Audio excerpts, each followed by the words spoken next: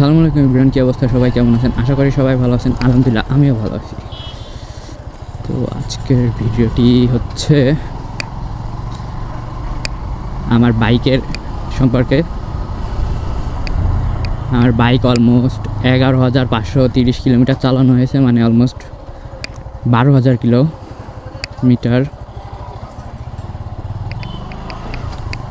তো আমি ভাবছি 12,000 কিলোতে কী কী ফেস করছি, কী কী চেঞ্জ করা লাগছে, বাইকের পার্টসের কী অবস্থা, টায়ার, এগুলো আপনাদের সাথে শেয়ার করব।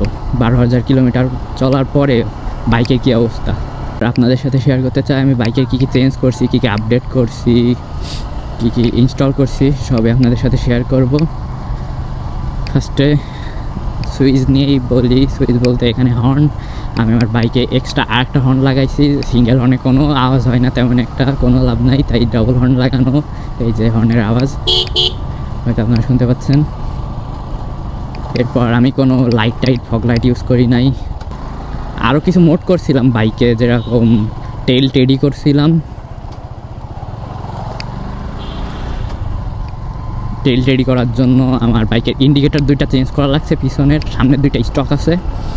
স্টিকার করাইছি কিছু, ওগুলো দেখাবো আপনাদের একটু পরেই। বাইকের একবার এফআই ক্লিন করাইছি। যদিও আমি বাইকটা সেকেন্ড হ্যান্ড কিনছিলাম 6,000 কিলো বা 7,000 কিলোতে আমি সেকেন্ড হ্যান্ড কিনছি। আগে কি করেছে জানি না। তারপর আমার এয়ার ফিল্টার চেঞ্জ করা লাগে নাই, ক্লিন করাইছি একবার, একবার ক্লিন করাইছি। এফআই ক্লিন করাইছিলাম 10,000 কিলোমিটারে। আপনারাও ট্রাই করবেন 10,000, 15,000, 10,000 কিলোমিটারে এফআইটা ক্লিন করা বেশি ভালো, যদি আপনাদের এফআই বাইক হয়ে থাকে।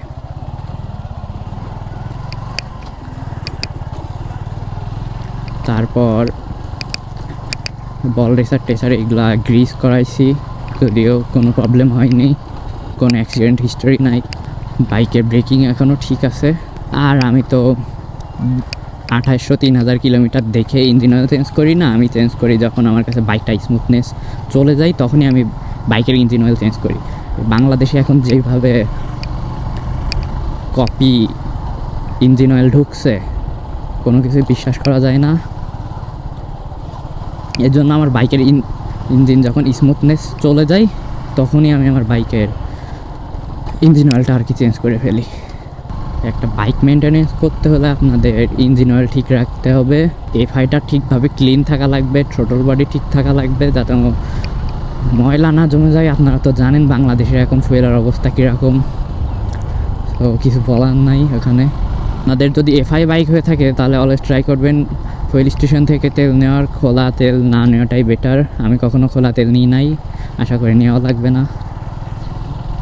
আর এফআই বাইকে তো অনেক সেন্সর মোটর থাকে, আপনারা অলওয়েজ ট্রাই করবেন হাফ ট্যাঙ্কি তেল ভরে রাখার আর কি, তা নাহলে মোটরে টানে, আর মোটরে বেশি প্রেশার পড়ে যায়, তখন এফআইতে বেশি ক্ষতি হয়ে যায়। এই জন্য অলওয়েজ ট্রাই করবেন হাফ ট্যাঙ্কি বা তার কাছাকাছি ফুয়েল রাখার। কার্বোরেটরের মতন না যে আপনি কম রাখলেও সেরকম চলবে। 10,000 কিলোমিটার বা 15,000 কিলোমিটার পর একবার ট্যাঙ্কি ওয়াশ করা ভালো। তো আমার বাইকে কী কী চেঞ্জেস আসছে, কী কী এক্সট্রা ইনস্টল করা হয়েছে, আর কী কী মডিফাই করাইছি, এইগুলো সবই আপনাদের দেখাবো। তো আপনাদেরকে দেখাই আমি কী কী ইনস্টল করছি, কী মোড করছি, স্টিকার লাগাইছি, টায়ারের অবস্থা কেমন, বাইকের কন্ডিশন কেমন, সবই দেখাই।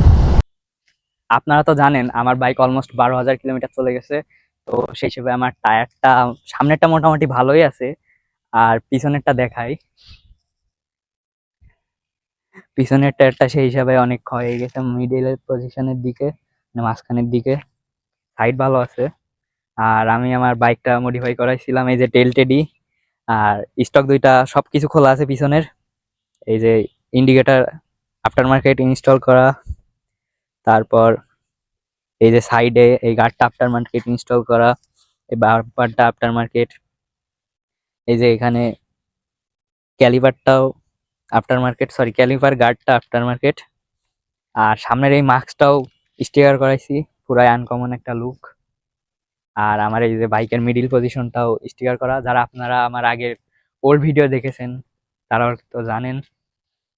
আর এই সামনের এই গোল্ডেন কালারের এটাও লাগানো। আর এক্সট্রা একটা হর্ন ইউজ করা আছে এই যে বাইকের সামনের দিকে। বাইক যদি ভালোভাবে মেনটেনেন্স করতে হয় তাহলে বাইকের ইঞ্জিন অয়েল দেখতে হবে, বাইকের চেঞ্জ পকেট গুলা দেখতে হবে, মানে মাঝে মাঝে চেন ক্লিন করাইতে হবে। আমি চেন ক্লিন করাইছি এর আগেও। এই যে এই বক্সটা খুলতে হবে সামনের দিকে, আর এই চেনটা ভালোভাবে ক্লিন করাবেন। আমি এর আগেও ক্লিন করাইছি, অনেকদিন ক্লিন করানো হয় না, আবার করাইতে হবে, চেন টাইট দিতে হবে। আর ভালো ফুয়েল ইউজ করবেন, অলওয়েজ ট্রাই করুন ভালো ফুয়েল ইউজ করার। অকটেন বুস্টার দিলে কিন্তু ভালো হয় না, ভালো ফুয়েল ইউজ করা লাগে। আর এফআইটা ক্লিন করাবেন মাঝে মাঝে। আর 2-3 মাস পর পর এয়ার ফিল্টারটা চেক দিবেন, আমিও দিই, অনেকদিন চেক দেওয়া হয় না। এইগুলোই যদি ভালোভাবে মেনটেনেন্স করা হয় তাহলে বাইক সবসময় ভালো থাকবে। আর আমরা একটা ভুল সবসময় করে থাকি, ভুলটি হচ্ছে ইকোনমি রাইড করতে গিয়ে আমরা অনেক কম আরপিএমে বাইক রাইড করে ফেলি। যেরকম 3 গিয়ারে বা 4 গিয়ারে আমরা তখনও 2000 আরপিএমে চালাই, 2000-3000 এরকম আরপিএমে চালাই। এত কম আরপিএমে যখন চালানো হবে বেশি ইকোনমি রাইড করতে গিয়ে, তখন ইঞ্জিনের উপর বেশি একটা প্রেশার পড়ে যাবে, আর ওই প্রেশারটা কিন্তু বাইকের জন্য ক্ষতি। সো সবসময় ট্রাই করব 3-4000 আরপিএম এর উপরে আমরা রাইড করব, এতে আমাদের বাইকের ইঞ্জিনটাও ভালো থাকবে এবং স্মুথও থাকবে। তো এভরিওয়ান, আমি আপনাদের দুইটা জিনিস দেখাইতে ভুলে গেছিলাম, সেটা হলো আমার বাইকের ডিস্ক আর ক্যালিপার। এই যে ডিস্ক মোটামুটি ভালোই আছে, আর সামনে তো বাইপারের ক্যালিপার আপনারা সবাই জানেন, ব্র্যান্ডেড একটি ক্যালিপার। তো সামনের ব্রেক নিয়ে কোনো চিন্তা নাই, অনেক ভালো ব্রেক ধরে। আর পিছনের ব্রেক, এই যে ডিস্কের অবস্থা মোটামুটি, বেশি ভালো না বেশি খারাপও না। ব্রেক প্যাড এখনও চেঞ্জ করা হয়নি, দুইটার একটারও চেঞ্জ করা লাগতে পারে কয়েক হাজার কিলোমিটার পর। তবে যা আছে ভালোই আছে, খারাপ না। কিন্তু পিছনেরটা ব্রেক ধরলে স্কিড করে, আমার কেন জানি না। আরও কয়েকজনের কাছে শুনছি ওদেরও নাকি স্কিড করে। আমার মনে হয় কি টায়ারের জন্যও করতে পারে আমার, কজ টায়ারে বেশি একটা বিট নাই, আর এমনিও পিছেরটা একটু স্কিড করেই। দুইটা একসঙ্গে ইউজ করি তো আমার কাছে তেমন আর কিছু মনে হয় না, এখন চালাইতে চালাইতে একটা অভ্যাস হয়ে গেছে। তো এই, আর কিছু বাকি থাকলে জানাই দিয়েন, অন্য কোনো একটা ভিডিওতে বলে দিব। তো এভরিওয়ান, এই ছিল আজকের ভিডিওটি যদি ভালো লেগে থাকে তাহলে লাইক করে দিবেন, ফেসবুক থেকে দেখে থাকলে ফলো করে দিয়েন, ইউটিউব চ্যানেলে নতুন হয়ে থাকলে সাবস্ক্রাইব করে দিয়েন। So tata.